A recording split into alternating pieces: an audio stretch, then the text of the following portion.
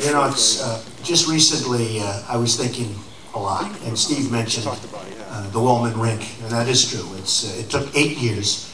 The city spent $22 million. They were unable to do it. I went to Ed Koch, who was the mayor of New York City. I said, I'd like to build it. And if I don't build it quickly and for under $2 million, I will pay for the whole cost myself. This is years ago, and I still have it today.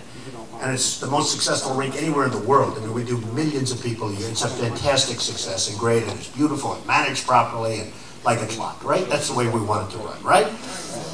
But I went to him, I said, let me do it. So 8 years, 22 million. Now remember, of the 22 million, I had to rip it all down. So it wasn't like I could take advantage of somebody said, oh, but you got an advantage. I said, the advantage was I had to spend demolition money to rip it down. They didn't know what they were doing. I built it in 3 months. And the reason I did, I have a daughter, Ivanka. Do we all know Ivanka? She's great. She's great. She's a little girl. I wanted